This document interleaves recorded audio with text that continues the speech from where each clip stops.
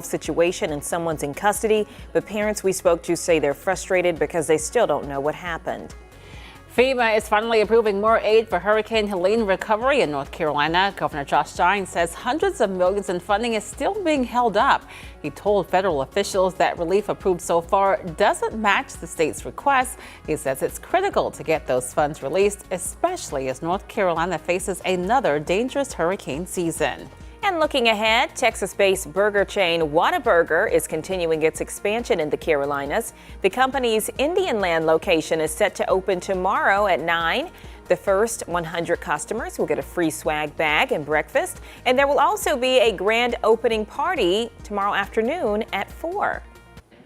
And here's a live camera shot. This is I-85. Make sure you're just taking it easy out there, especially if you're heading northbound. That's where visibility is going to be reduced because of the foggy conditions. Otherwise, no big accidents to report right now. Still seeing a lot of green, actually a lot of red starting to pop up, meaning that we do have our typical slowdowns. This right here is on I-485, both sides of it really being impacted by toll lane construction that's ongoing. It's between Providence Road and Independence Boulevard, so allow for a few extra minutes for you. Morning commute this morning if it takes you that way. Chris. Thanks a lot, Majestic. As for that fog that you were just talking about, that's going to burn off over the next few hours. And then we will have more sunshine compared to what we had yesterday. So a better shot at the upper 80s today. We'll do that again tomorrow. Tomorrow we'll also see an uptick in our rain chances and scattered showers and thunderstorms. Cooler Friday, Saturday before we're back to normal heading into next week. And a reminder that the news does not end here. Coming up on WCNC Plus, we're going to have a live report from Winston-Salem, where some of the best tennis players in the world are going head-to-head today. Also, the latest on Hurricane Aaron and the impacts for the Carolinas. And as we work to clear the shelters, we're going to show you how one local senior living center is getting in on the fun. That all starts at 7 right on WCNC Plus. Have an amazing day. Thanks for joining us.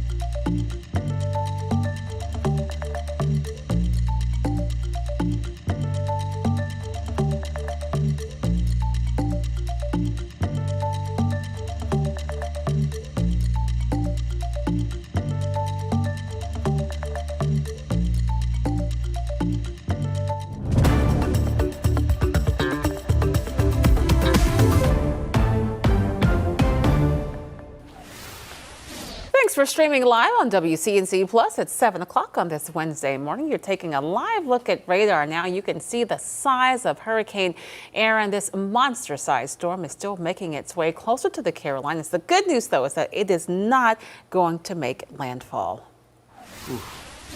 Well, this is a live look now at Myrtle Beach. As you can see, just those low-hanging clouds, and that has been sort of the picture that we've seen over the last couple of days there. Some folks have been asked to evacuate on parts of the coast because of states of emergency that have been put in place just because of the size of the storm. It's where we start your news here at 7 live on WCNC Plus. I'm Kaylin Hagwood in for Ben. And I'm Lisa Washington. We have meteorologist Chris Mulcahy and Majestic Storm with us this morning. I know this has been keeping you busy because you've been looking at it, and you said it's the size of the storm that's really the big issue here. Yeah, and Majestic's seeing this as well. The wind field is spread out so much that you've almost seen it kind of splatter out. So that just allows more impacts, but the winds aren't as much of an issue. It's huge, and it's been interesting to see the progress of Hurricane Erin. I mean, it peaked on Saturday as a Category 5 hurricane. Right. And although it's weaker, it's still so widespread. So a lot of those outer bands, continuing to make some big impacts, but thankfully not making landfall, but, still preparing a lot of people for what's to come. And it does look like it's starting to move a little bit faster, and it's just a tick a little bit further off towards the east. But here's the size comparison. I matched this up as best as I could. So I took the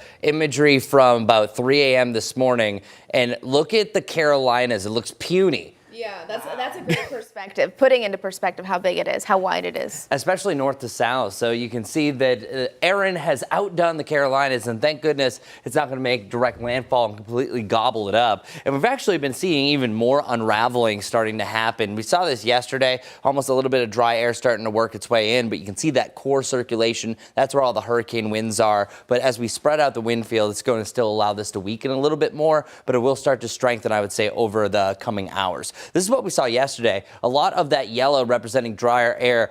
The hurricanes don't like drier air. It's the drier air. It's also wind shear, which is the change of wind direction and wind speed with height that oftentimes can cut into that. We had a little bit of that yesterday, but now it's starting to head into a little bit more favorable conditions, and we have everything lined up to push this away from the Carolinas. But still, since it's so big, as we were just mentioning, still a lot of impacts for the Outer Banks. So Erin's winds, we did spike back up to about 140 on Monday, but then it's been a slow downtrend. We are barely on the cusp between Category 2 to Category 1. Once it gets to 95, we're talking about a Cat 1, but we're splitting hairs really at that point. And that wind field is going to continue to expand.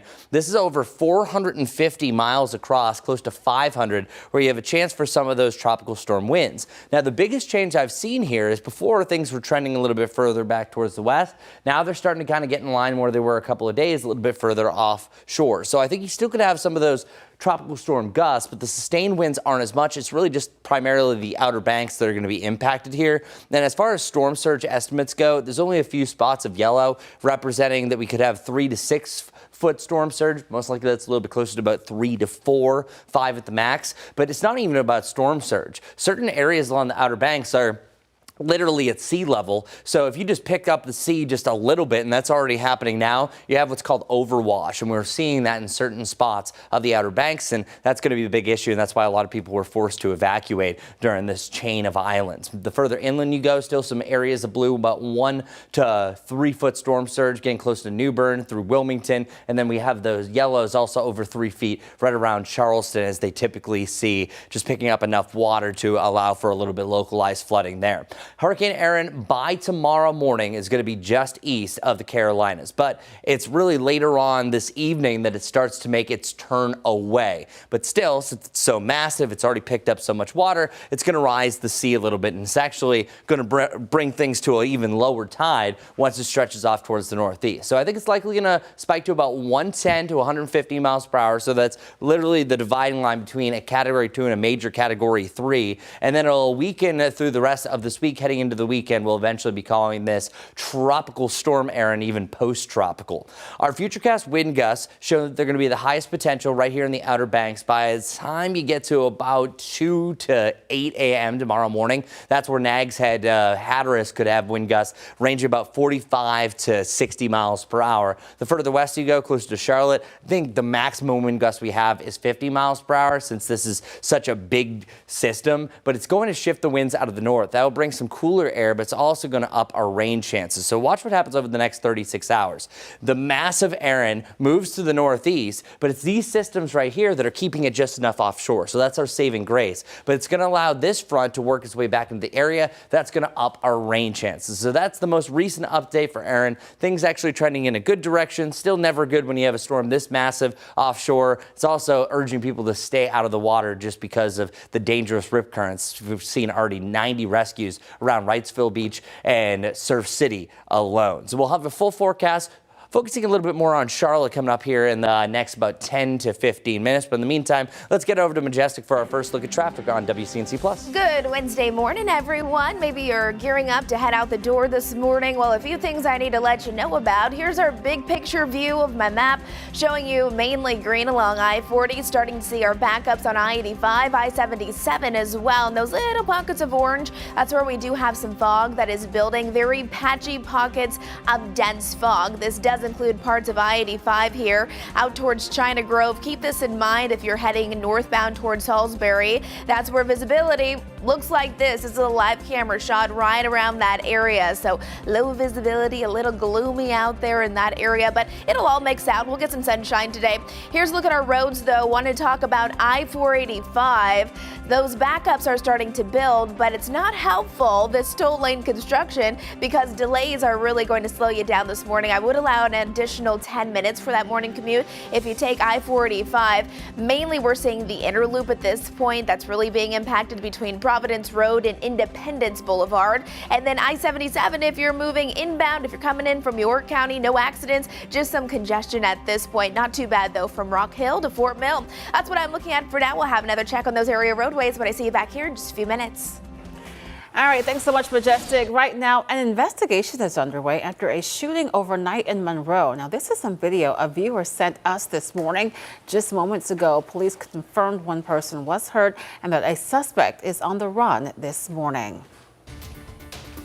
Happening today, we're expecting to learn more about Charlotte's future road and rail projects. Transportation leaders are set to decide which major projects are going to get built over the next 30 years. WCNC Charlotte's Richard Devane is live with more on this. And Richard, we know these plans do rely on the voters.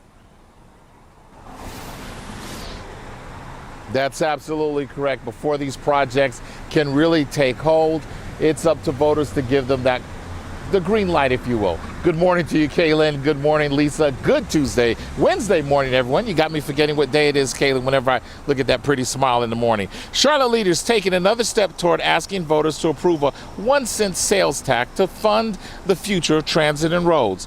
Tonight, the Metropolitan Transportation Commission is set to vote on the 2055 Metropolitan Transportation Plan. That's a roadmap of projects for the next 3 decades. Now, at the heart of the plan, 4 major fixed guideway projects, including expansions of light rail and rapid transit. But how to pay for it? City and county leaders say it hinges on voters. This November, Mecklenburg County would see a referendum on their ballots. It's a 1-cent sales tax increase, and that would be dedicated to transit and road improvements. Now, if approved by voters, the funding would unlock billions of dollars in federal and state matching funds, helping Charlotte meet its growing transportation demands. But the big question remains, will voters support higher taxes for expanded transit options?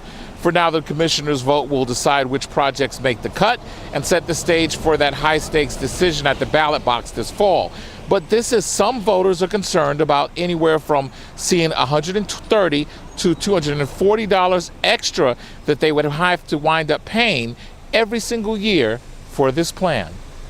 There are people out here who are struggling financially, who need help. Some people don't have almost any money to spare. I'm sure you're aware of that, and Charlotte has no shortage of poverty.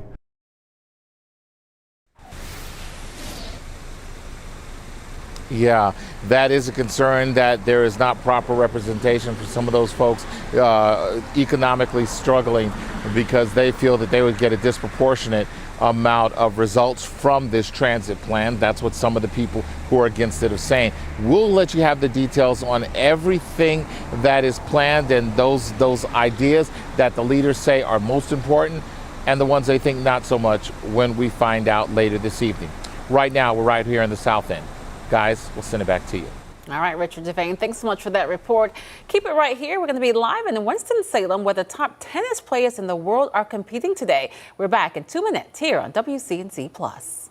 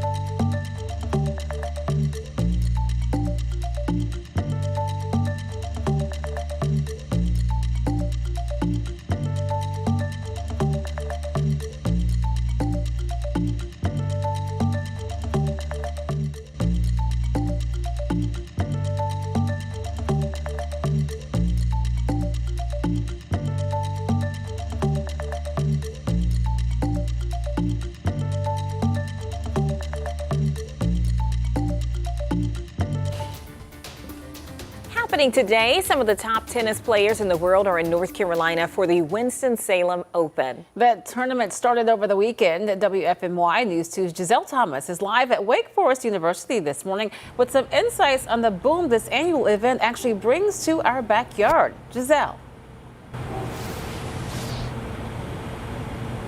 Yes, now the Winston-Salem Open makes a $5 million impact right here in the Triad. And something really awesome is that players come in from 22 countries all over the world. Now, the tournament director, Jeff Ryan, tells me that the sport of tennis is growing not only in the U.S., but also internationally. He says that the people come here, they're going to local businesses, staying in hotels, and also going around and giving back into the community that it serves. Generally average about 30,000 plus fans each year that come through the gates. You know, some of them are repeat, but they come through every session, of which there's 14, and they not only fuel a lot of what goes on here on our site through our concessions, our retail, but also here in the community.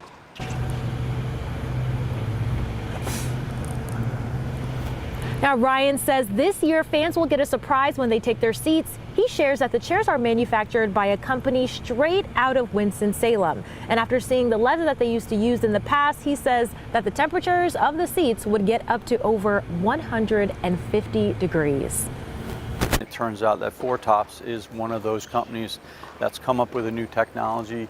It's a weavy, meshy material, very durable material. You really have to want to, you know, do something to it to damage it or something. So if you just use it normally and plop down in it and whatnot, it stands the test of time. And we've really found, you know, positive feedback from our fans, and we're trying to add it in more spots around the site.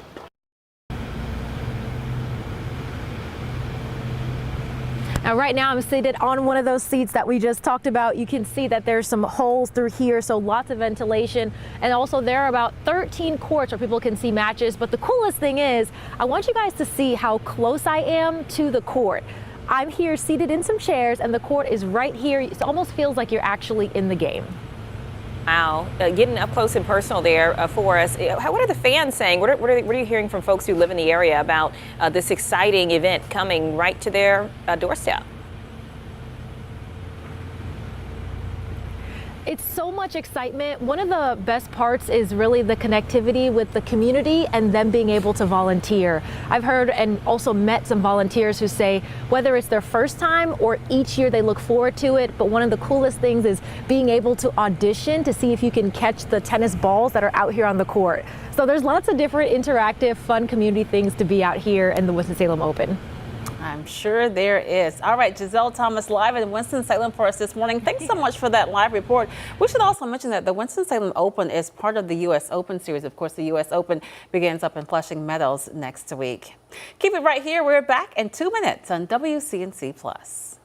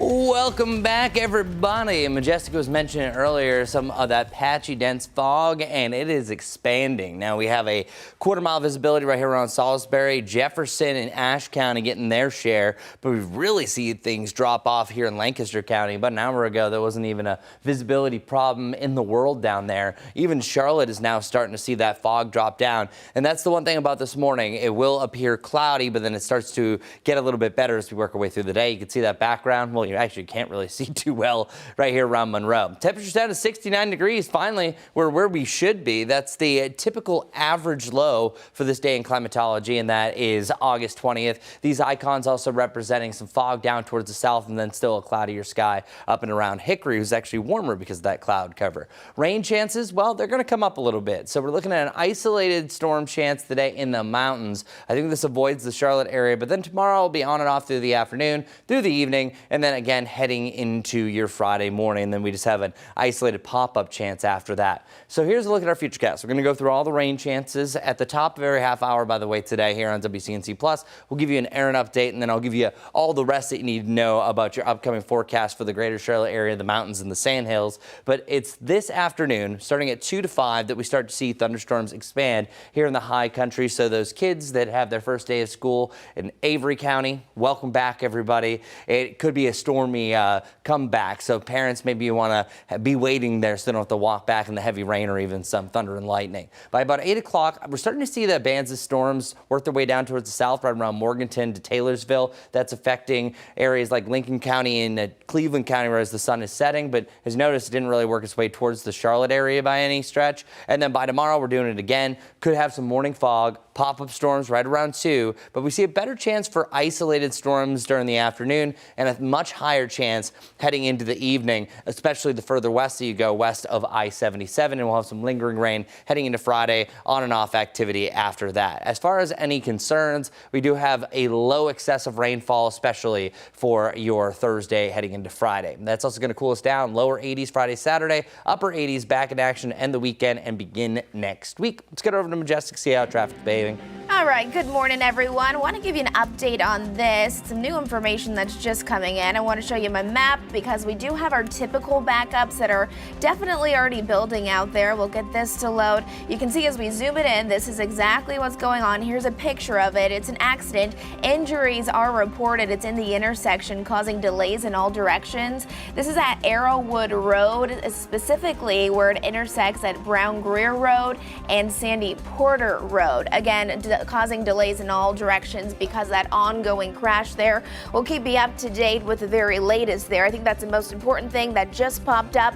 In addition to that, though, still following this crash here, it's on W.T. Harris Boulevard on Sugar Creek Road. This is a newer one. I am still seeing mainly green with it, so that just means traffic still flowing just fine as far as speed goes. Not seeing any major concerns. This is getting a little bit better, but we can still see some of that red here. Toll lane construction is ongoing today right here, 485. Definitely impacting the inner loop right now, out towards Providence through Independence, even back towards areas getting close to Mint Hill. So prepare for that. You might want to allow a few extra minutes if you're heading out the door anytime soon. Again, there's that accident of that picture that I just showed you. I'll give you another update on that coming up here shortly.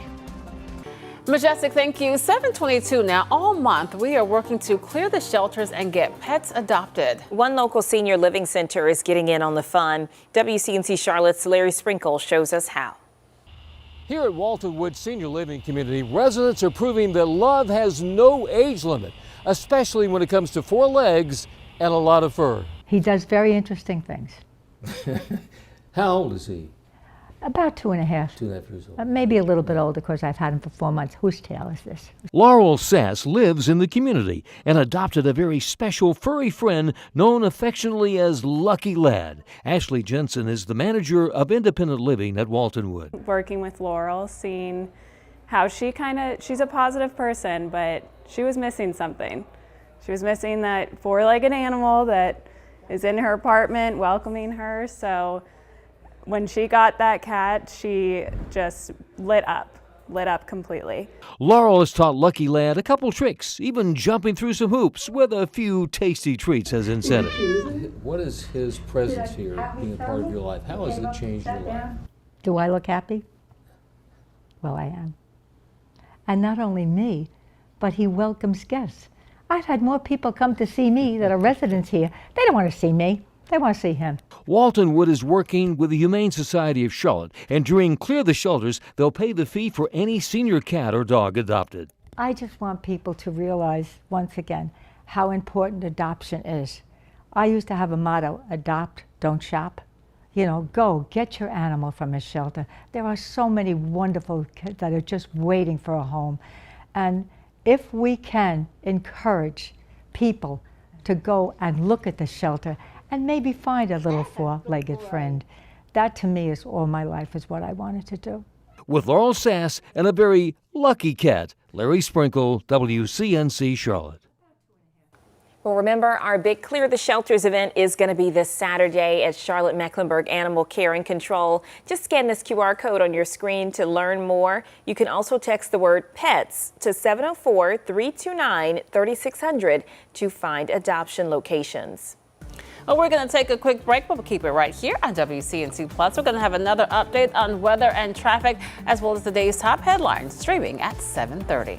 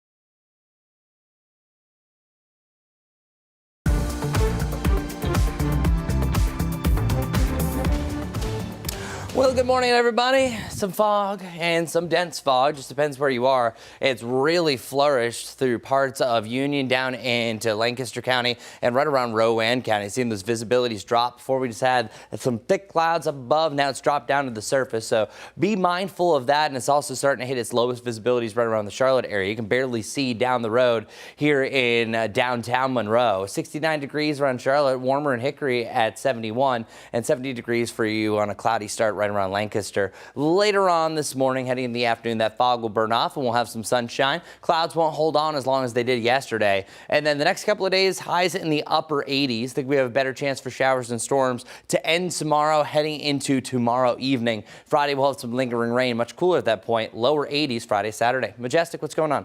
Good morning, everyone. Let's start with this live camera look coming in from York County. This is I-77 where traffic is flowing just fine. Not seeing any major concerns out there, but we definitely have some very, very dense fog. It's hard to see. This is a live camera coming in from China Grove, so do be mindful of that. Also want to let you know about a new wreck that's really slowing things down. It's right here. A lane is blocked because of the crash. It's on Brown Greer Road, both ways at Arrowwood Road. Take it easy. Hope you have a great day and join us over on WCNC Plus.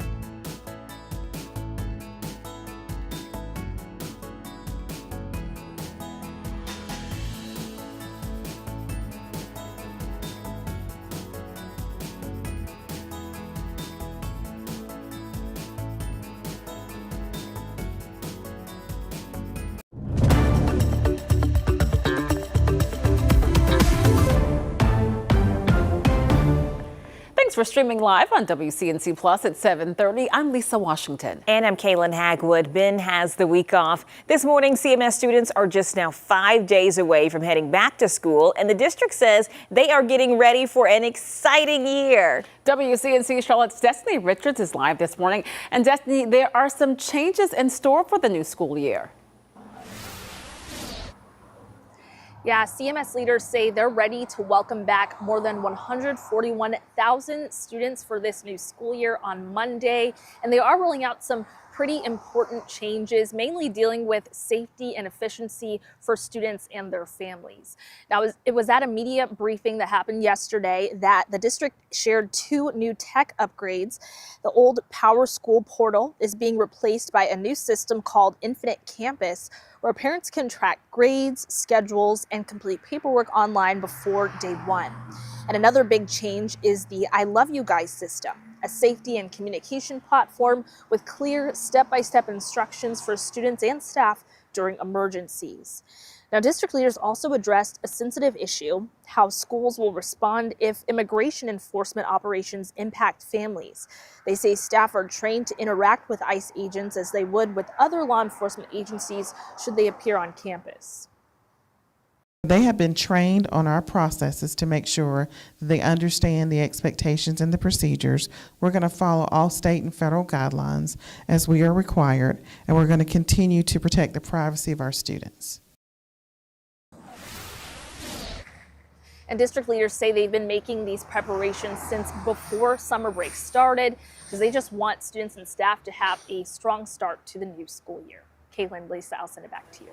All right, Destiny, we know that Infinite Campus is huge for the parents who have not yet downloaded it. If you do it on a laptop, that's easier. That's a little bit of a pro tip for you. But can you speak to the teacher vacancies? Because I know that is a concern right now with a number of the districts starting back this month. Yeah, that's right. That's pretty much an issue nationwide, but CMS actually reported that they're actually in a good spot right now. They reported 97% of teacher positions filled, but they still have about 228 teacher vacancies right now. Dr. Crystal Hill, the superintendent, said yesterday that there is a team that is together that is vetting these candidates and making sure they get great teachers into these classrooms to fill those positions. They're trying to attract the teachers and also retain them once they get them at CMS. And as you said, it's not just an issue at CMS with many of the school districts in our area and across the country. All right, Destiny, thanks so much for that report. Well, right now it is back to school for students in Avery County. Almost a year ago, those schools were actually forced to close because of damage from Helene. They're going to get a fresh start now, new school year. We spoke with the Avery County superintendent who says it's been a summer of challenges, but they're in a good place. One of the things that we were able to tap into by the benefit of our community partners was to provide K-12 extended learning options for kids, so we could hopefully hit in on some of those pieces so we can start the school year as fresh as we could be, in the best place that we could be, because we can't take back what happened last year. We can only kind of move forward from there. Well, she also says that counselors have been coming in over the summer to boost services and build a district-wide mental health plan, so making efforts on that as well. I want to bring in meteorologist Chris Mulcahy. The back-to-school forecast, how's it looking for the kids? It's looking much better for some, not so much for others. Okay. Only reason why I say that is that some areas are going to see some thunderstorms as they head back, including Avery County. So it's a cloudier start, still some fog, starting off in the mid-60s there, but then you have the 70s heading home with a chance for some of those storms. But really, the fog has taken over for a majority of the area. You can see those low-hanging clouds through our Dallas camera right now, and that's going to keep a cloudier beginning to the day. It's also been a little bit cooler. By the way, the average low for this day in climatology, August 20th, is 69 degrees. So we're finally back to normal as far as our lows go, and our highs are going to try to get back into the upper 80s as well. This fog will likely hit its maximum, I would say, over the next hour or so before things start to improve. I want to show you our future cast. So this is what I was talking about for your storm potential today. We're seeing some scattered storms on and off starting about 2 o'clock to about 5 o'clock up in the high country. And then these will slowly start to spread their way down towards the south. There could be an isolated storm in Gaston and Lincoln County and a better chance over in Cleveland County. But most likely we're seeing most of the area staying dry, and that does include the Charlotte area and areas off towards the east. And then overnight tonight, this eventually gets out of here. So literally that area blue is the only chance for thunderstorms. Anything in the gray, you are clear for today. Now let's get over to the main story. That is Hurricane Erin. We don't really have a lot to talk about as far as the impacts for Charlotte, but for the Outer Banks, that's going to be the main name of the game. And right now it's 550 miles west-southwest of Bermuda, even closer to the Outer Banks and around Cape Hatteras. Now the next update that we're going to have is 25 minutes from now, and we'll see if the winds are going to change. I think they either stay the same, but they're likely going to start to increase over the next few hours. Now, one thing that's really interesting here is the impacts about how big this storm is. So it's already picked up so much water, and it's causing a lot of rip currents along the shoreline. We've already had up to 90 reported in around the Wilmington area in general, but this extends all the way from the southern part of Florida up into New England, around Manhattan to Connecticut. Absolutely staggering. Yesterday alone, right around Wrightsville Beach, well, we had 15 water rescues, and we're already seeing a lot of overrunning water in parts of the Outer Banks as Erin is still close to 500 miles away. That's the staggering part of this thing. By about 2 o'clock, we're expecting this to be about 5 miles per hour stronger. Right now, still a Category 2. Once you get it to 111 miles per hour, you're officially calling it a Category 3.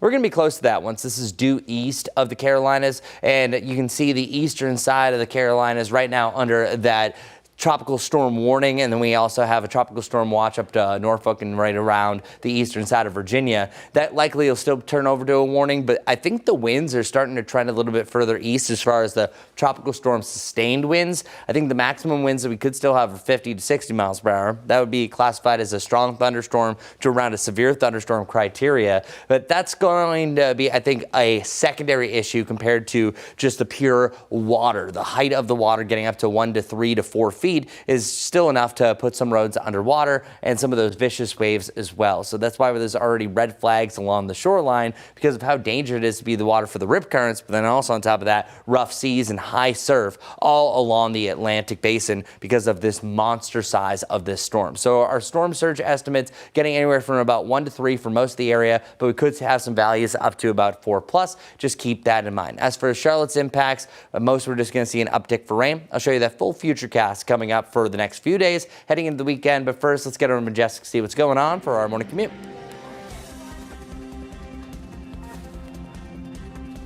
Good morning, everyone. As you're heading out the door, a few things to let you know about. We'll start with a live look at my maps this morning. We still have a lot of green, but a lot of red is starting to build. You can see our typical backups starting to build along I-85, I-77, and those pockets shaded in orange. Remember, that's just where we could see some really dense fog that may reduce down visibility for that morning commute, especially out here on I-85 out there towards China Grove. Meanwhile, I-77 coming in from York County, not a bad looking start to the day. You can see more cars are out there as they're starting out, but this is what it looks like in China Grove. You can see it's hard to even see because of how dense that fog is. So just be ready for changing conditions because while some of you are seeing sunny skies, others of you can hardly see because of how the dense fog is. A few things to let you know about though, still following this. This is probably the biggest thing that's ongoing right now. A lane is currently blocked because of a crash. It's on Brown Greer Road, both ways at Arrowwood Road. You can see the intersection is completely jam-packed because of that ongoing wreck. It's going to delay your morning commute a few minutes, so make sure you do allow for that. In addition to this, we've been following I-485 here, toll lane construction. It's still ongoing. It's going to delay you a few minutes, but we have seen some progress. Mainly it's on the inner loop of I-485. And then there's this crash here. It's on W.T. Harris Boulevard at Sugar Creek Road, mainly green, so traffic isn't majorly slowed down at this point. Those are the things I'm watching for now. We'll have another check on your traffic coming up here next time I see ya. All right, Majestic, thanks so much. 7:39 now. Right now, the United Way is looking for hundreds of volunteers for its Day of Caring in Union County. Volunteers are needed for 50 projects this Saturday from 8 a.m. until noon. Those projects include cutting the grass, weeding, flower beds, pruning the shrubs, lots of landscaping work. To sign up, head to WCNC.com/community. We'll keep it right here. We're back in just 2 minutes.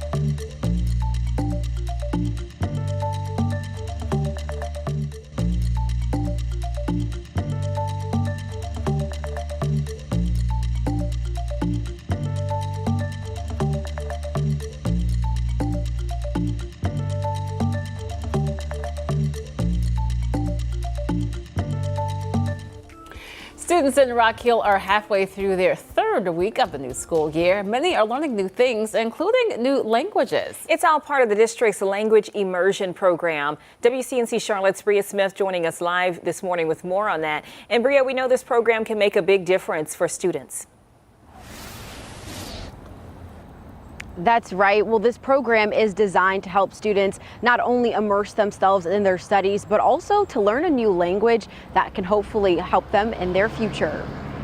Entonces yo con mis elefantes y mis caballos y mis burros, ¿puedo cruzar la montaña? No. By the time that they graduate Rock Hill High, they'll have at least a minor in their language. The start of a new language begins for students in the Rock Hill School District in kindergarten. The sooner they start, the farther they'll go, because they'll be surrounded with this language over and over and over. They'll have math, science, social studies in the language at some point. They'll have literature, book studies, discussion, research, presentations. What makes this language immersion program unique is how it will set them apart from other students heading into college. They will end their 8th grade year with at least being able to enter 9th grade with 3 honors level class or 4 honors level class and take a P level 9th grade year and then move on to Winthrop where they'll finish. So we have kids that are already looking at their careers and how they can use their dual language by after they finish college. The program also provides a chance to set students up for success after graduation. I can help people in need. Like, I really want to be a doctor. Like, I have a persuasive like that. So if someone came in and have like a medical emergency, and they're speaking in Spanish and no one can understand them, I can help them and like maybe save a life. Now, if you're a student or parent interested in the program, be sure to visit our WCNC Charlotte app to learn more on how. For now, reporting live at Rock Hill Schools, Bria Smith, WCNC Charlotte. All right, Bria, thanks so much. And while your kids are getting ready to go back to school, you may want to double check that they're up to date on their vaccines. The South Carolina Department of Public Health is urging folks to get vaccinated as measles cases do rise. Just this year, there have been more than 1,300 confirmed measles cases and 32 outbreaks across the country, including some in South Carolina. The CDC says measles are highly contagious and spread easily through coughing or sneezing. And it's not just kids. Adults need to stay up to date, too. We are coming right back in 2 minutes with this week's Weather IQ and when weather dictates school delays and cancellations.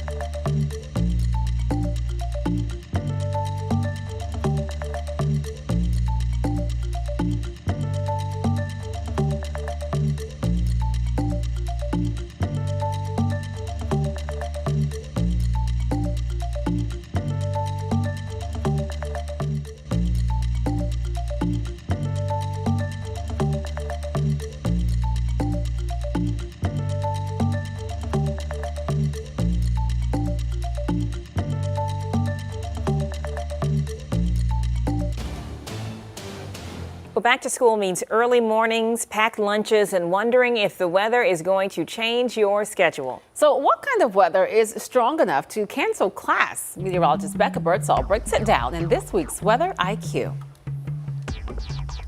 Back to school season is here, and so is the unpredictable Carolina weather. From ice and snow to high winds and severe weather, these conditions can throw a wrench into your morning routine and sometimes cancel class altogether. Even just a dusting of snow or a thin sheet of black ice can be enough to delay or cancel school. Why? Because school buses cover hundreds of miles each morning, and even one slick road can be dangerous. Local school districts often check roads as early as 4 a.m. to see if they're safe to drive. Strong winds. If gusts are pushing 40 to 50 miles per hour, it can actually be too windy for buses to safely operate. Heavy rain that leads to flooded roads or tornado watches can force schools to dismiss early or switch to remote learning. And if storms knock out power or damage school buildings, classes may be canceled even if it's sunny the next day. Remote learning, the new snow day? These days, many schools don't cancel classes, they go virtual. E-learning days help schools avoid makeup days later in the year. So instead of sledding, you might still be logging in from home. For Charlotte-Mecklenburg schools, the decision to close is ultimately made by the superintendent. But before that happens, there's a structured process. Given the size of Mecklenburg County, weather can impact one part of the district and not another. That's why CMS closely monitors multiple weather sources to track conditions in real time. So when you hear a weather alert, it might just mean more than grabbing your umbrella. It could change your entire school day. With your Weather IQ, I'm meteorologist Becca Birdsall. Thanks a lot, Becca. No school cancellations in the near term, and some haven't even gone back to school, such as Mecklenburg County. That happens on Monday, though. And Hurricane Erin, we're still waiting on the next update, and now we are just minutes away, officially 11 minutes away for the 8 a.m. advisory. So that's where we're going to have an updated look at maybe what the cone is going to do, but then also just the general speed of the storm. Now, 100-mile-per-hour sustained wind still categorizes this as a Category 2. We're going to be very close to Category 1 strength in the near term, and it's starting to regenerate itself. Hit a lot of dry air yesterday, and then will continue to push its way to the north. I mentioned this a lot yesterday, the saving grace, and here I'm going to take a step back to really just show you. The saving grace that we have is this little front right here, this little trough. That's what is keeping it a little bit cooler, also locking some of the fog in place for the near term. But Erin's going to push that out, but it was also strong enough to keep Erin away from the Carolinas. So yes, it's so massive. Still cloud cover is going to be seen in the eastern side. Some of those outer winds as well, but you're not dealing with a direct impact from Erin, especially on the dirty side of the storm where there's a tornado possibility in the strongest winds. This is also going to allow this front to return to the Charlotte area, and that's going to up our rain chances. So especially west of I-77 over the next few days, you have a decent shot for a couple inches of rain. Hourly forecast, well, it depends where you are. Some of these shots are absolutely gorgeous. Seeing a decent sky here right now from different parts around Dallas, and other parts are dealing with some really thick and dense fog, so it's just depending where you are. And that fog will burn off over the next few hours. Definitely seeing rapidly dropping visibilities across Union County, Mecklenburg County as well, and Lancaster County seeing some of the worst. And temperatures returning in the lower 80s by the afternoon. Yesterday, the clouds wouldn't get out of here. It was frustrating. But then by the end of the day, all of a sudden we did a quick warm up, jumping into the 80s and then eventually topped off at 85. But that's a big difference compared to what we've had over the last 4 days prior. And then today we should reach a high about 88, right where we should be for this time of the season. So clouds and fog still stubborn to get out of here initially, but I think you'll see the sunshine a lot earlier than you did yesterday.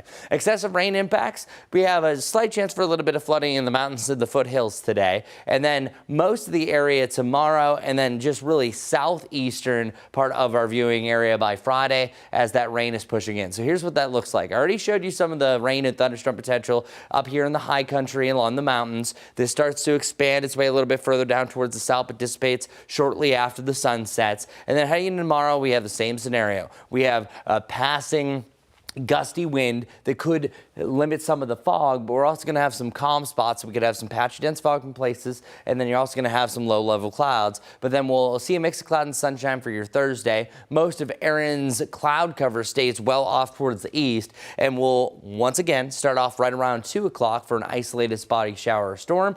Better chance for storms around the Charlotte area over to Salisbury and Concord by mid to late afternoon. But I think most of the activity that we do see arrives later on in the evening. That's where we have some pulses of storms arrive. Could be some heavier rain. It dances and floats and lingers a little bit longer for the western side of our viewing area, which again is why we have that excessive rainfall outlook the further west that you go. And some lingering rains are going to be possible heading to Friday. I'll move my head so you can see the time there. And then on and off showers also drifting into your Saturday. But again, I'm going to reiterate at this point, it's the western side of the Carolinas to see most of the rain in the near term, and then of course the eastern side when Erin is rolling on through. Best chance for rain really scattered on Thursday. After that, just the general isolated passing shower. This cloud cover and the shift of the winds will bring us down to the lower 80s Friday and Saturday, but we're right back up to normal on Monday. But then we should have another cooler end to the month of August, likely either side of 80 degrees for the final days of the month. Let's head over to another look at our morning commute with Majestic. How's it looking, my friend? Good morning. It's getting a little difficult to see some of my cameras because of the fog that's starting to build. That's going to be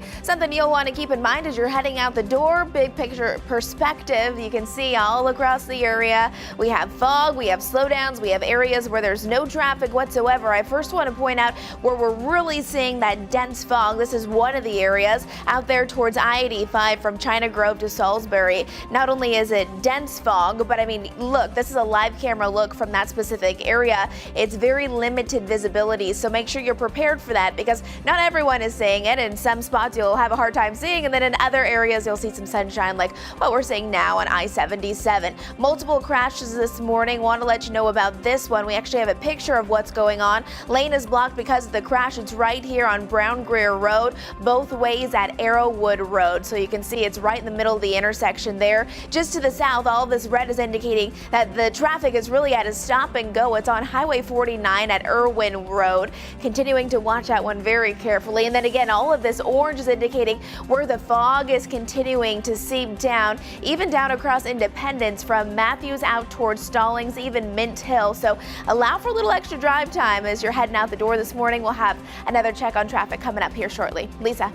Got to take it slow and use those fog lights. All right, thanks, Majestic. The city of Charlotte is teaming up with the governor's highway safety program today to kick off the Labor Day Booze It and Lose It campaign.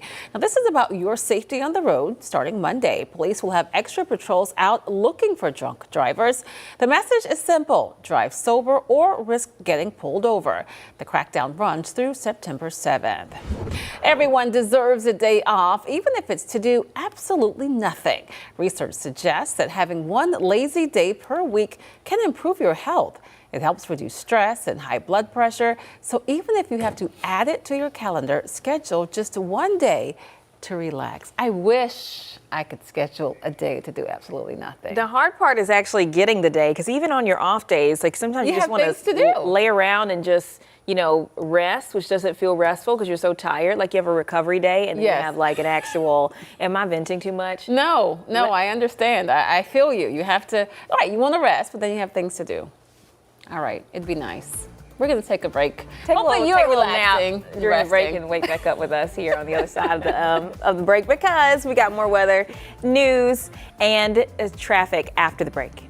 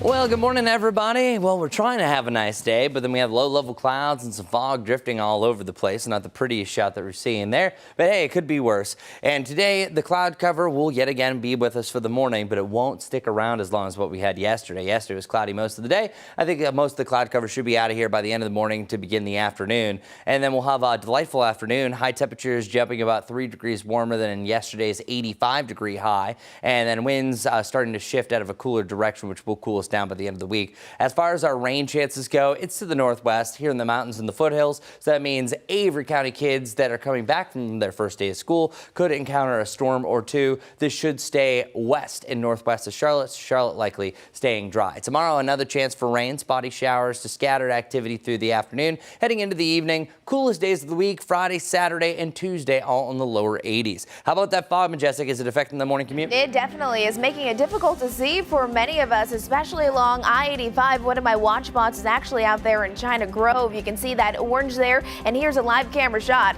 Not the most beautiful start to the day. Others seeing sunny skies, others seeing some dense fog. So just be prepared for changing conditions. Coming in I-77 at York County. Good morning to you. We are following this ongoing crash right here. There's a picture of it. Lane is blocked on Arrowwood Road because of that. Take it safe.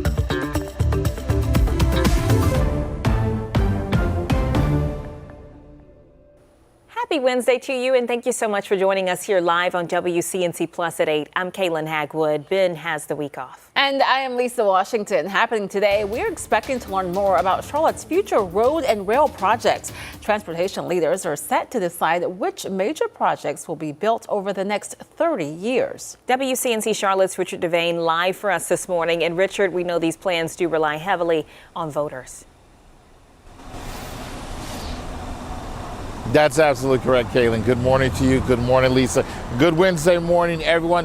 When it comes to transportation and the future of transportation in our area, today's meeting will go a long way in deciding what projects get the green light and which ones might be placed on hold or temporarily delayed. Charlotte leaders taking another step toward asking voters to approve that 1-cent sales tax to fund the future of transit and roads. Tonight, the Metropolitan Transportation Commission, is set to vote on the 2055 Metropolitan Transportation Plan. Now, that's a roadmap of projects for the next 3 decades. At the heart of the plan, 4 major fixed guideway projects, including expansions of light rail and rapid transit. So how do you pay for it? Well, city and county leaders say it hinges on the voters. This November, Mecklenburg County voters would see a referendum on a 1-cent sales tax increase dedicated to transit and road improvements. Now, if approved, the funding, they say, would unlock billions of dollars in federal and state matching funds. That would help Charlotte meet its growing transportation needs demands. But the big question still remains. Will voters support higher taxes for expanded transit options? For now, the commission's vote will decide which projects make the cut and set the stage for a high-stakes decision at the ballot box come this fall, while some voters are concerned about paying anywhere from $130 to $240 extra a year to help pay for this plan.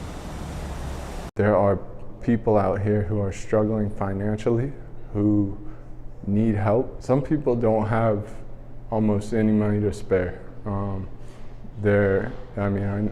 sure you're aware of that, and Charlotte has no shortage of poverty. Yeah, and that's why some people who are against the bill says it doesn't do enough for those folks in that lower income bracket who would have to pay more in sales tax for a number of items. But of course, what we will do today is find out whenever they allocate and tell us what plans they want to move forward with for that sales tax increase, possible sales tax increase, I should say. We'll let you know what they think those priorities are for the roads and transportation plan in general. We're right here in the south end of Charlotte. Richard Devane, we'll send it back to you.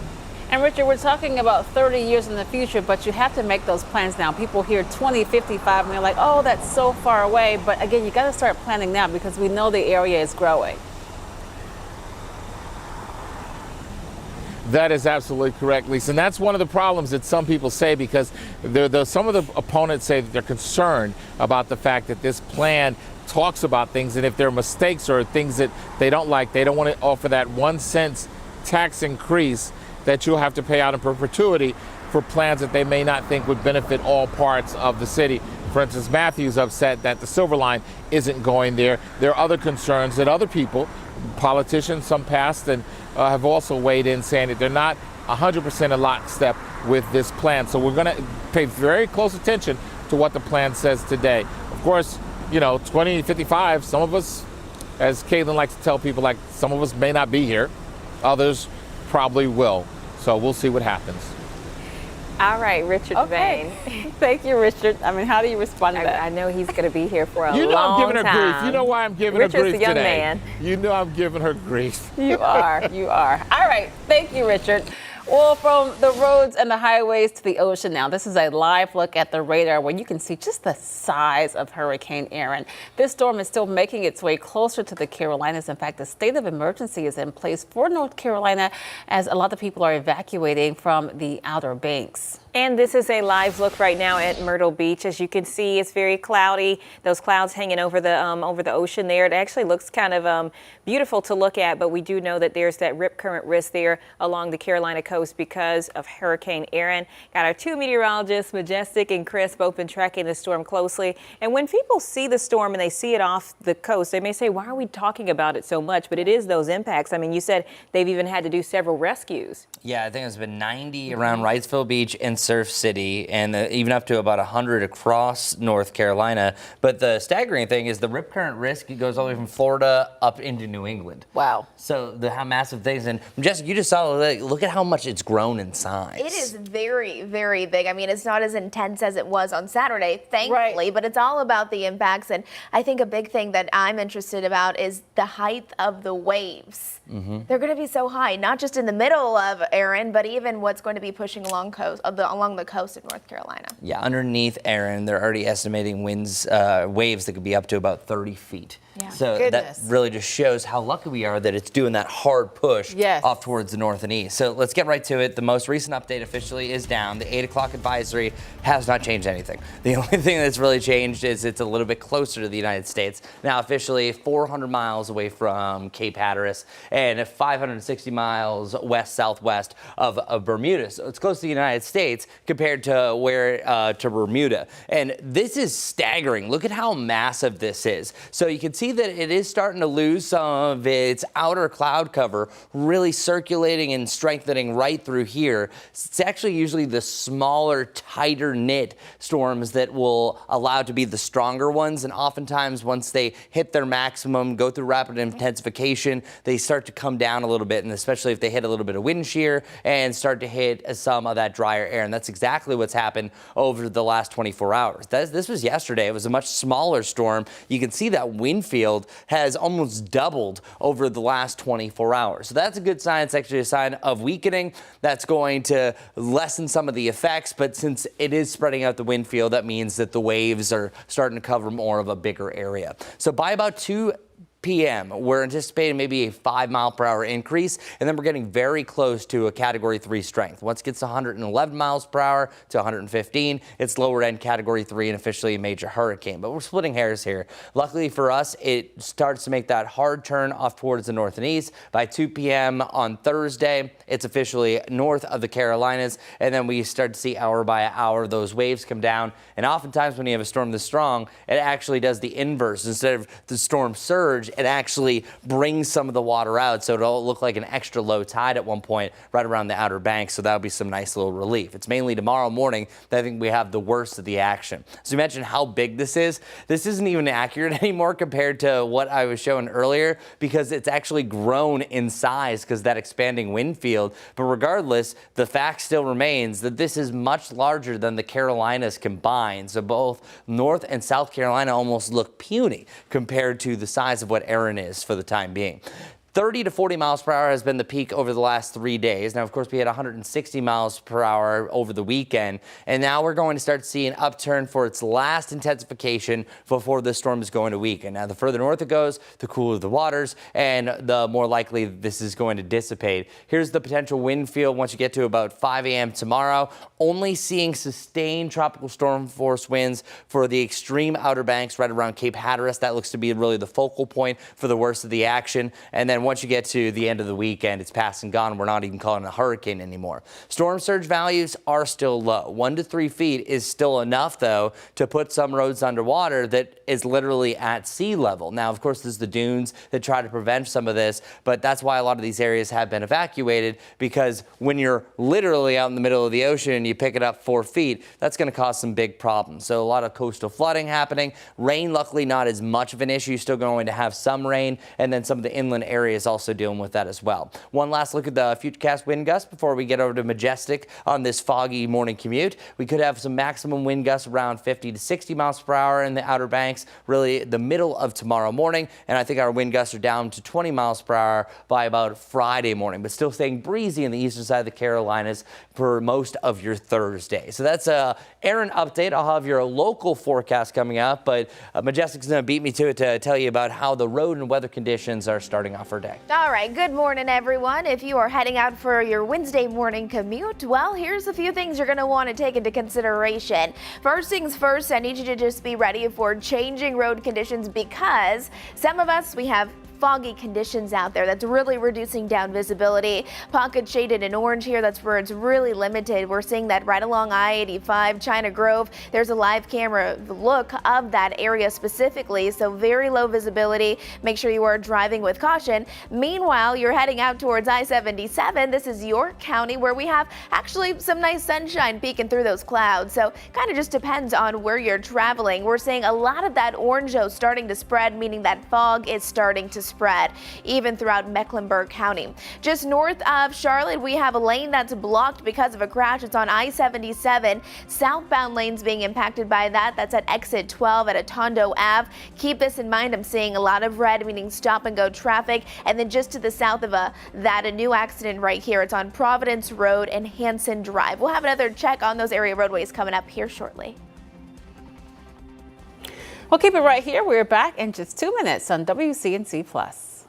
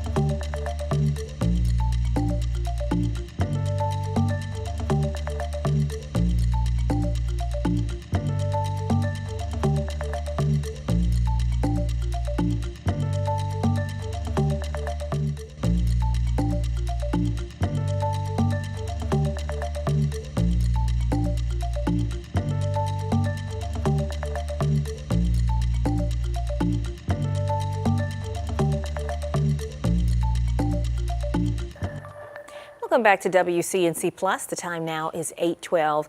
In just the last couple of hours, we've learned Target's CEO now plans to step down.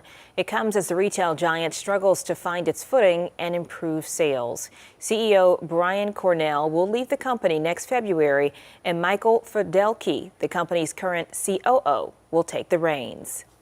Just into our newsroom, we're learning a man is facing charges this morning after he allegedly groped a woman on the Johnson C. Smith University campus.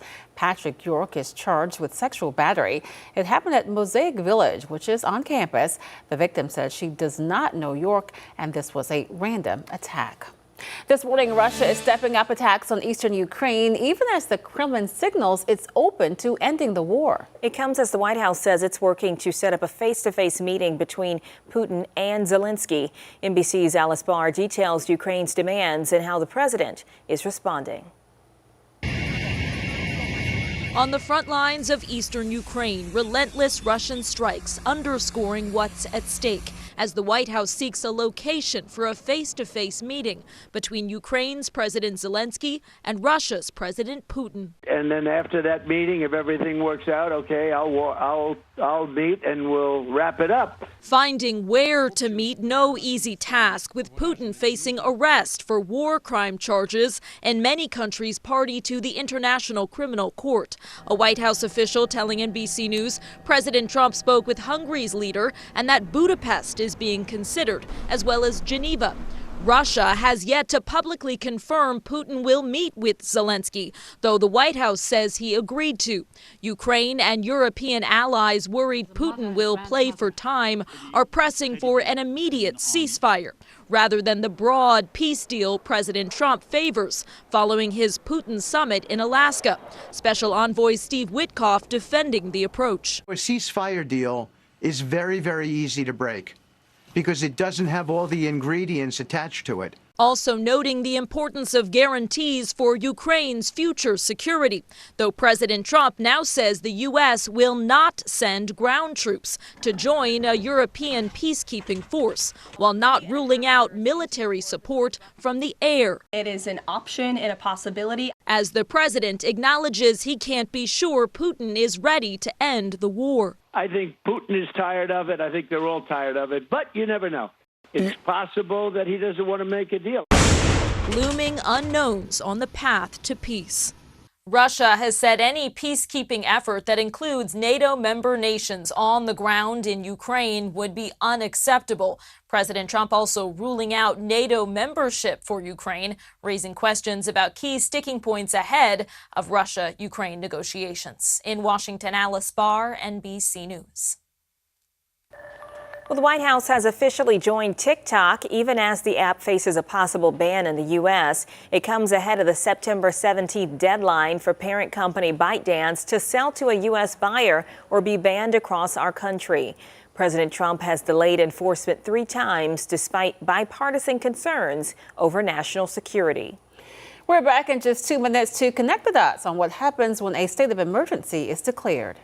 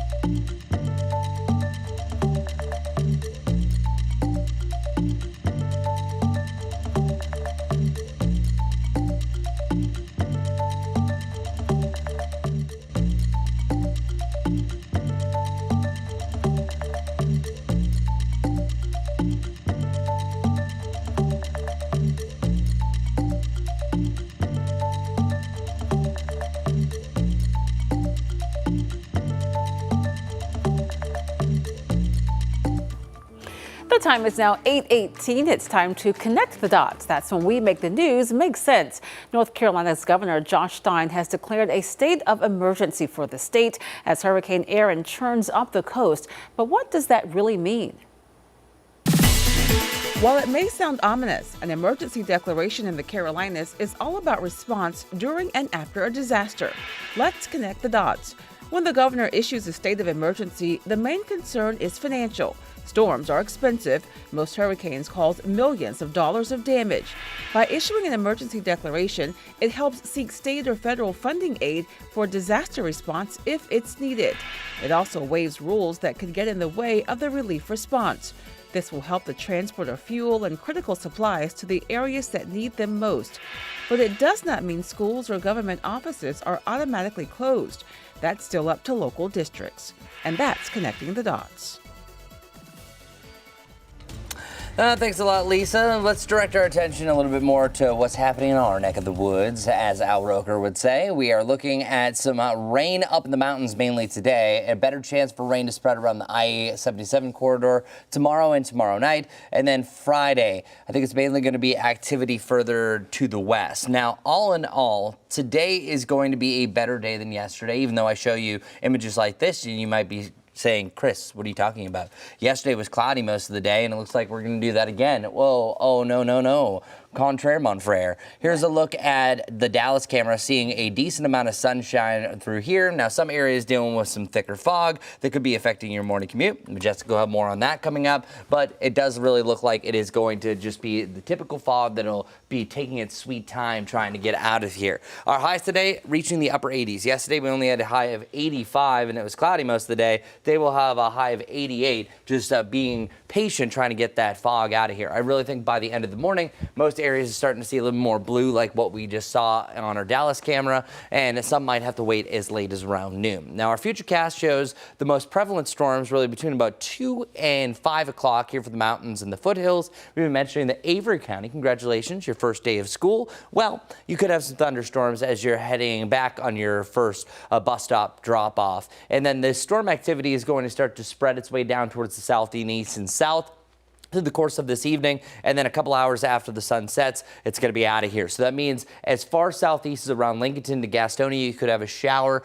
to end the day, but most areas around Charlotte and areas east are going to remain dry. Now, if you look really closely, you see some activity over here. Those are technically the extreme outer clouds of Erin as it's pushing its way off towards the north and east. And then meanwhile, we have another system that's starting to slide in from the west. That's going to allow for more widespread rain heading into your Thursday. So Thursday, we have on and off showers and storms becoming a little bit more numerous heading into the evening hours. And then here's what I'm talking about. They had that little area of green on Friday. This is where most of the showers are dancing from Gastonia over to Asheville, on and off through your Friday, heading into your Saturday. So really, it's the middle of the state of North Carolina. It's going to be the driest over the next few days. So as for the Panthers preseason game, there is a chance that you could have some rain by the very end of that, most likely by the end of the fourth quarter, but most of the game looks to be staying dry. Lower 80s Friday and Saturday, and then we're really anywhere from the lower 80s to the upper 80s, up and down to end the rest of August. Let's see how our morning commute is faring with that dense fog. Jessica, what's going on? Good morning, everyone. Well, here we go. I want to show you a live camera shot. This is I-77 at Atondo. Seeing really not a whole lot of fog for that location specifically, but a lot of that fog is really starting to develop mainly south of Charlotte now. You can see as we switch it over to my live traffic maps, we have a lot of green along I-85, I-77, starting to see some backups, but wherever you see those pockets shaded in orange, that's where the fog's going to be the heaviest. So that means if you're taking Independence, it's going to be hard to see at times. You can see it from 45 all the way through uptown. So yes, that is one thing to mention. In addition to that, other areas, you're seeing a little bit of sunshine peeking out of those clouds. You can tell right here from this camera here in York County. A lot of problems out on those roads, though. A handful of ongoing wrecks to let you know about. Want to give you an update on this one, though. On I-77, that southbound lane has been impacted for the last 30 minutes because of a wreck on Atondo Ave, but that has since been cleared, so no longer a problem. Still watching, though, out towards Providence Road and Hanson Drive. You do have a slowdown because of a wreck. Majestic things. Check this out. Davidson ranks as Charlotte's wealthiest suburb, according to a new study from Go Banking Rates.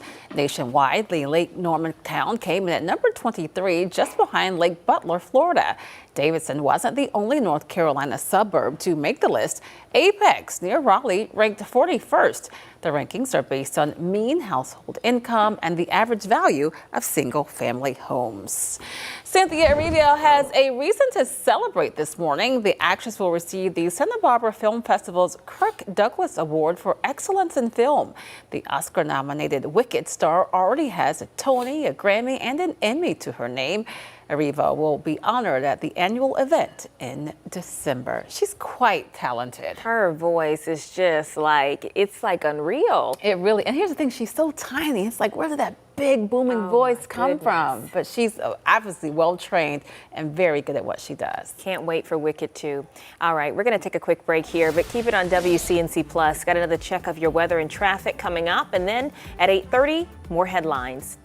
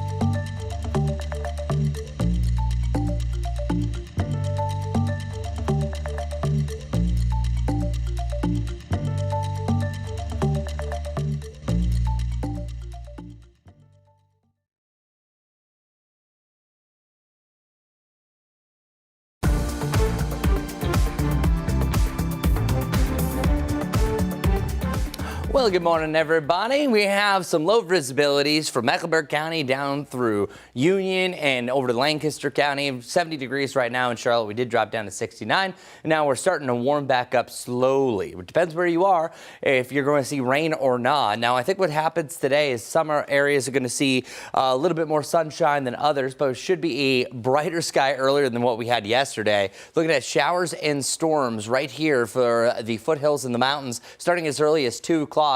Anyone in the shaded blue, so that just go all the way up from Statesville down through Gastonia and Lincoln, you will have a chance later on this evening for a passing storm. Any areas in the gray, well, you're just going to be dealing with likely just a drier atmosphere. Overnight tonight, lows drop down to the upper 60s once again. And then going forward, either side of 70 degrees for our lows, with our high temperatures going to be either side of really 80 degrees for most of the week as well. As we were just showing you there, an update for Hurricane Erin, at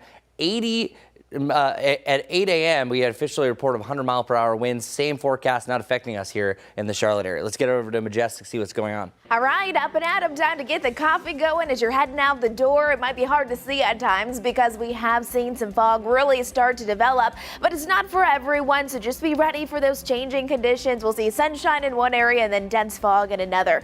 In addition to that, if you're traveling this morning along Independence, low visibility is really the name of the game right now. Coming up in just a few minutes, we'll be over on WCNC Plus detailing out all of the accidents that are ongoing now.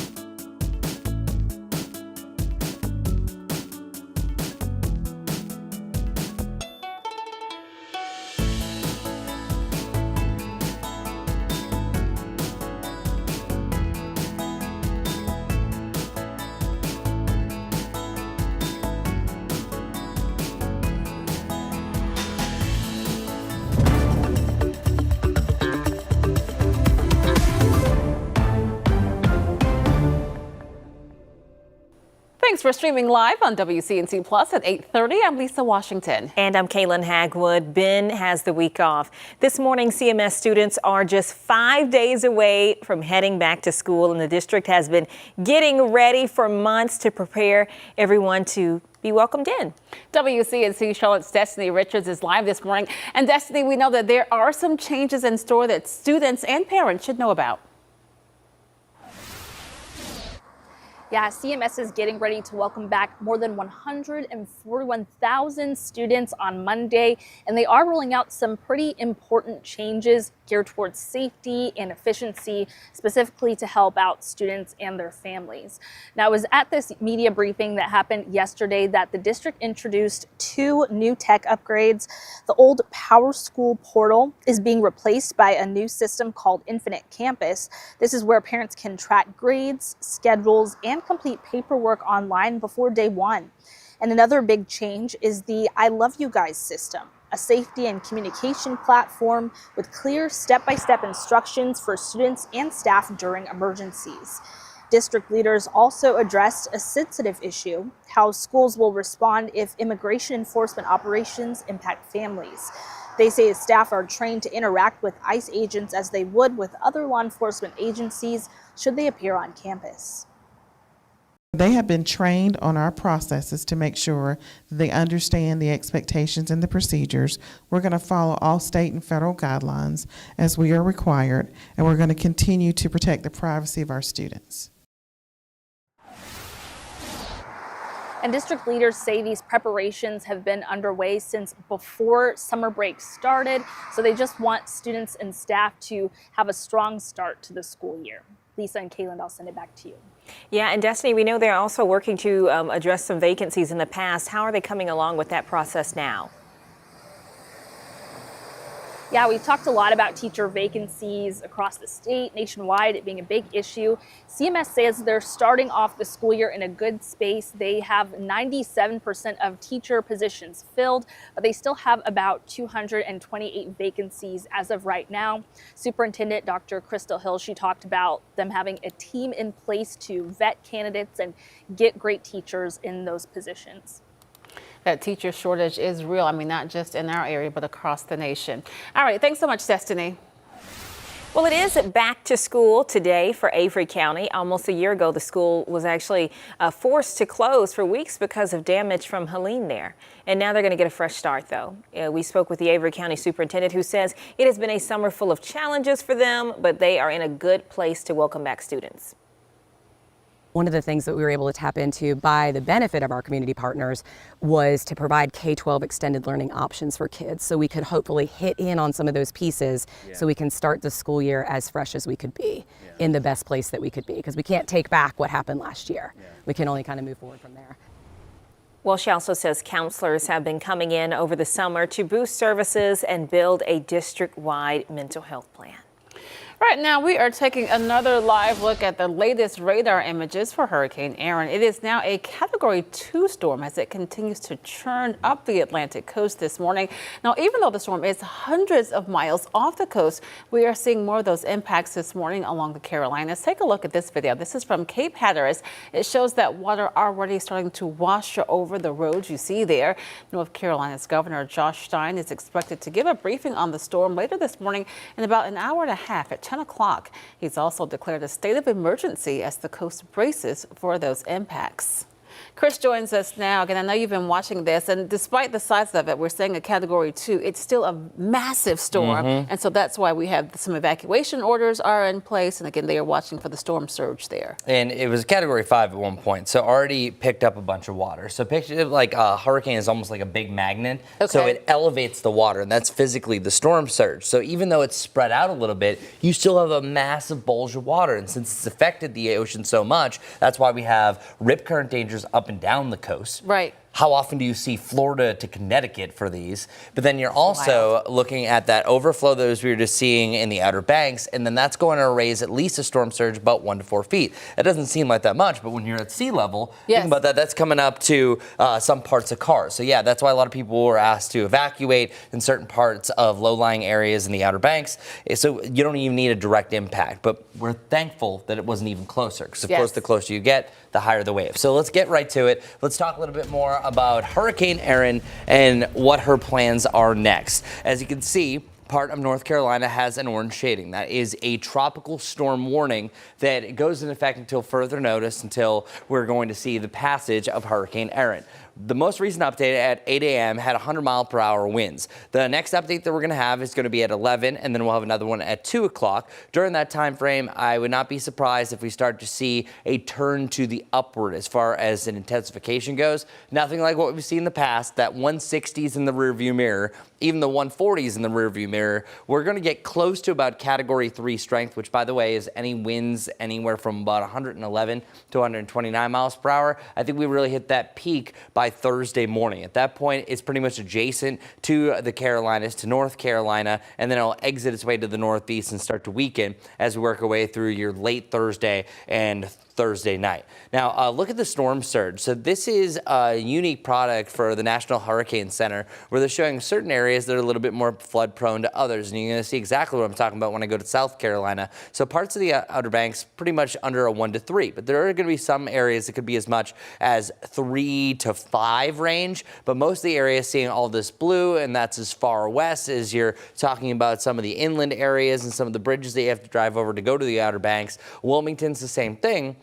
But you're seeing a little bit more yellow shading in the southern part of South Carolina. It's just because of the topography. If you've ever been to Charleston, you know that it floods all the time. You can have a thunderstorm there with a quick downpour, and it's going to flood some of the streets. So that's why there's a higher chance for a storm surge there, where things kind of get gobbled up a little bit more. And that is especially really overnight tonight, as Erin is going to continue to make its way off towards the north and east. Check out these wave heights. This is staggering. Up to 20 feet by about 1 a.m., but we're seeing 31 feet by 9 a.m. So these are some of the buoy data that we're just generally estimating what the power of the storm is going to be. So we're lucky that we're not dealing with 20 to 30 foot waves crashing on shore. Now, the winds are still going to rotate out of the north and east. That is still going to allow for a significant storm surge right along the Outer Banks. Now, I'm happy to say that that's not going to be really a big issue for the Charlotte area, but check out this wind field. This is the last thing I'm going to show you. This continues to expand out. As I already mentioned, bigger than the Carolinas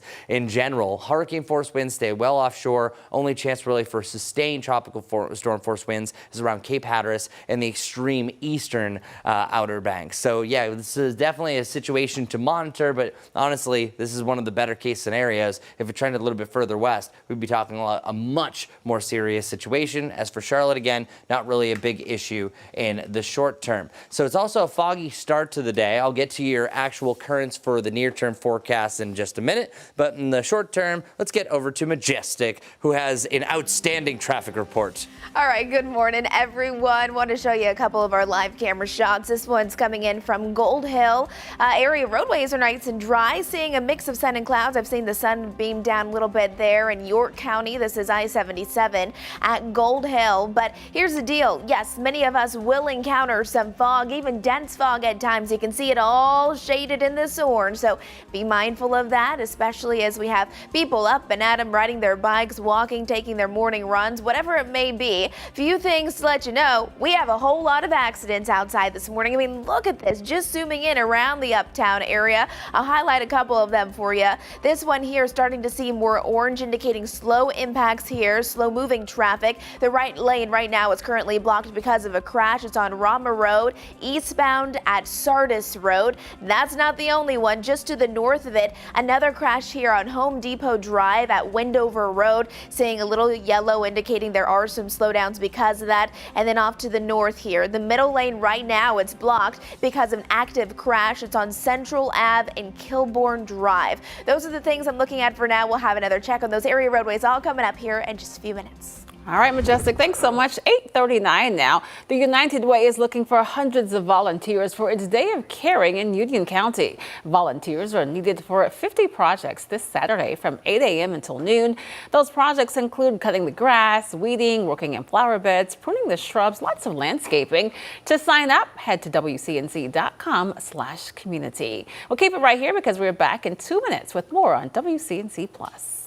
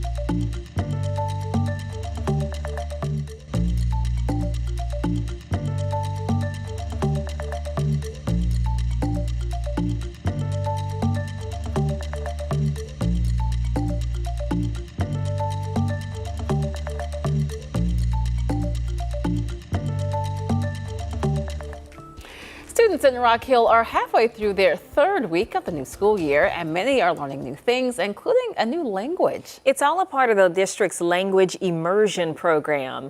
WCNC Charlotte's Bria Smith live for us this morning. And Bria, we know this program can really make a difference for students. That's right. Well, this program is designed for students to not only immerse themselves in their studies, but learn a new language that can ultimately help them in their future. Entonces yo con mis elefantes y mis caballos y mis burros, ¿puedo cruzar la montaña? No. By the time that they graduate Rock Hill High, they'll have at least a minor in their language. The start of a new language begins for students in the Rock Hill School District in kindergarten. The sooner they start, the farther they'll go, because they'll be surrounded with this language over and over and over. They'll have math, science, social studies in the language at some point. They'll have literature, book studies, discussion, research, presentations. What makes this language immersion program unique is how it will set them apart from other students heading into college. They will end their 8th grade year with at least being able to enter 9th grade with 4 honors level class and take a P level 9th grade year, and then move on to Winthrop where they'll finish. So we have kids that are already looking at their careers and how they can use their dual language by after they finish college. The program also provides a chance to set students up for success after graduation. I can help people in need. Like, I really want to be a doctor. Like, I have a persuasive like that. So if someone came in and have like a medical emergency, and they're speaking in Spanish and no one can understand them, I can help them and like maybe save a life. If you're a student or parent interested in the program, be sure to visit our WCNC Charlotte app for more on how. Back to you guys. All right, Bria, thanks so much. We should point out it's not only Rock Hill. We know that Union County, Charlotte Mecklenburg schools, and several others in our area do have those dual immersion programs. All right, thanks so much, Bria. Now, before we head to break, remember our big Clear the Shelters event is going to be this Saturday at Charlotte Mecklenburg Animal Care and Control. You can scan that QR code there at the bottom of your screen to learn more. You can also text the word PETS to 704-329-3600 to find adoption locations or donate money. We're back in just 2 minutes with another update on weather and traffic.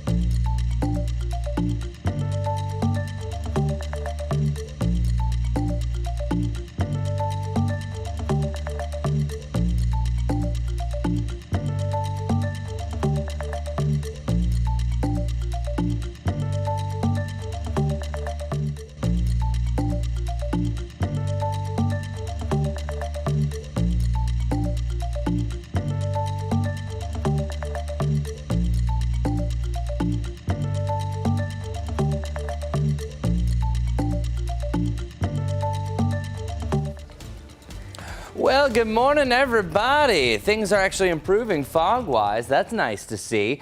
At one point, we had a bunch of goose eggs here, and then there were visibilities well down below a mile through Cabarrus, parts of Rowan, all the way down through Lancaster County. Now we have the lowest value of a 2 right around Concord. Things look much better through our Monroe cameras, so we're no longer seeing those ground clouds touching the ground. Instead, they're just low-level stratus at this point, and it looks much prettier over here in Dallas. So we're going to start to burn off this cloud cover over the next few hours. By the late morning, we will see a slightly brighter sky, and it will certainly be a whole lot brighter than what we had yesterday. Now, we are starting off a little bit cooler. We did drop down to the upper 60s across most of the area. We're up and back to around 73 degrees in Hickory, 74 degrees around Morganton, and then still 70 on the nose right around Monroe and up and over to Albemarle. Now, our afternoon forecast, spotty shower chance. That's kind of like baseline.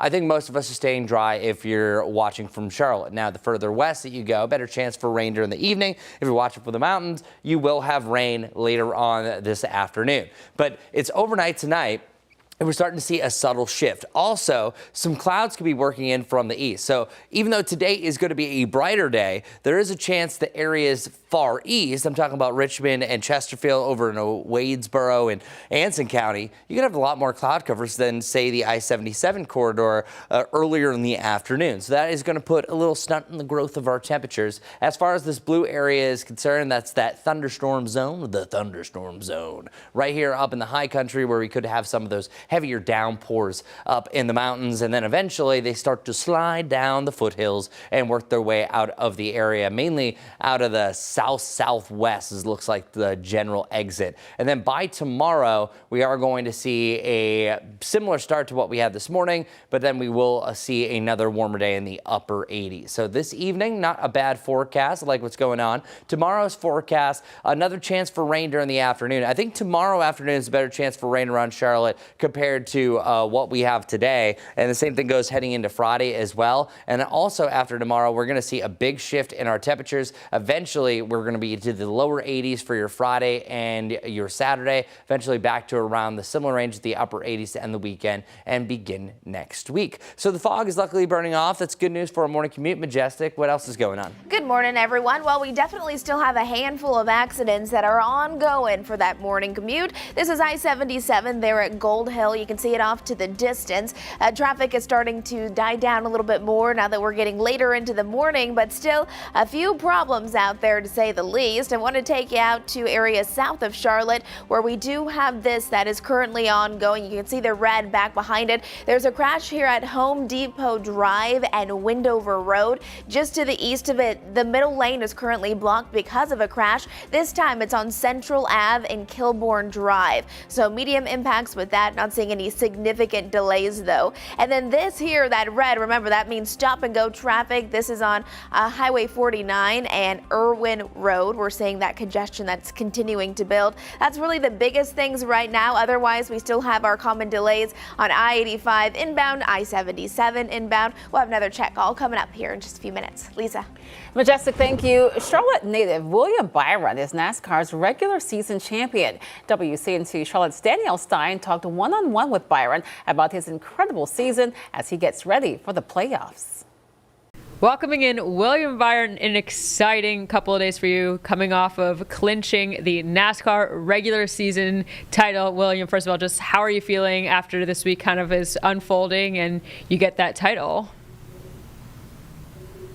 Yeah, I appreciate it. It's been a good couple days for our team, and just big relief to get that out of the way and win that championship. So looking forward to getting going in the playoffs and trying to win the championship this year. You had a pretty iconic quote after during your press conference where you said it's really the best 12th place finish I've ever had. I mean, that was pretty awesome. Is that something you thought about, or just the sentiment behind that? You know, you're coming in 12th, but you're still walking away feeling great after that race in Richmond. Yeah, it was pretty good feeling when we were done on the cool down lap and just hearing that. So that was cool. I think I hadn't really given it a lot of thought, during the race. Obviously, we try to get the most points we can, and felt like the race had, in some ways kind of gotten away from us in the third stage. So I was just kind of bummed about that, but then quickly shifted towards the end goal. So yeah, it was great to get that locked up. You've been a little bit vocal and open about some of the struggles during some of the earlier months of the summer where races weren't exactly going your way. How did you kind of overcome those hurdles during the summer to ending strong? Of course, Iowa was a huge success for your team, and just overcoming that mentally to get to a point where you finished out the regular season the way you did. Yeah, I think we just kind of buckled down in August here, and we've had a few good results in a row, and just have kind of kept that momentum going. So I feel like the season goes in waves for sure. You just got to kind of ride the momentum and try to get back at the right times, and feel like our team is really strong right now. With the Hendrick Motorsports team, obviously you were towards the end battling for points with a teammate of yours in Chase Elliott. Do you guys have conversations at all? What is that kind of like for you as you're kind of 1-2 in terms of the points race, and it's someone who's on your side at the end of the day?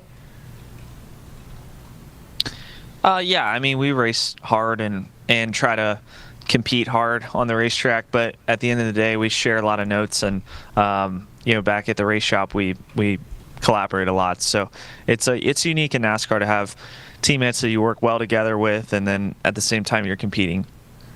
So next for you, you're heading back to Daytona, obviously a place that is meaningful to you. You've had success there. And then it's playoffs. Where's your head at right now? Where's your confidence at as you're getting ready to go into playoffs once again? Yeah, I feel confident. I think the tracks line up well for us in the first round. I feel like those are all tracks that we excel at, and I think we just got to go there and just approach it week by week. That's always been our mentality. We've had good playoff runs in the past, and it's really just week by week assessing where you are and what you need to do the next week. And you can watch that entire conversation right here on WCNC Plus. As for the playoffs, things kick off next weekend, August 31st at Darlington Raceway. We're going to take a quick break here, but keep it on WCNC Plus. Coming up, we're going to have another check of weather and traffic. And then our Jane Monreal is going to take over live from our Impact News studio. You see Carlene is there getting ready. They're going to be talking with singer Carney Wilson about her battle with depression and addiction, along with all of the live breaking events as they happen from our area and across the nation, right here on WCNC Plus.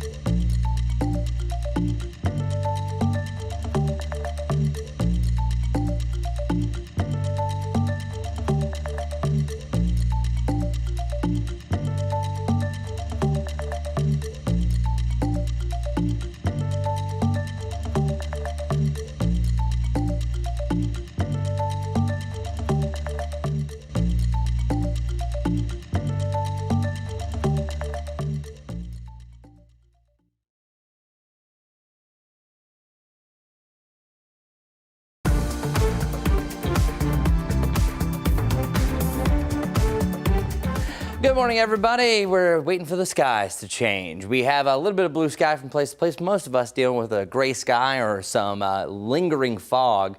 And our temperatures will warm up once we break open those skies a lot more over the coming hours. Back to the lower 80s by the early afternoon and the mid to the upper 80s for the mid to late afternoon hours. But this is right where we should be for this time of year. As for the best chances for rain, mainly right up here, right around the mountains and the foothills, starting around 2 o'clock, starting to linger as we head into the evening hours. Charlotte trending to stay dry. Better chance for rain around the Charlotte area and I-77 on Thursday. Lower 80s and cooler with cloudier skies on Friday and Saturday. Majestic.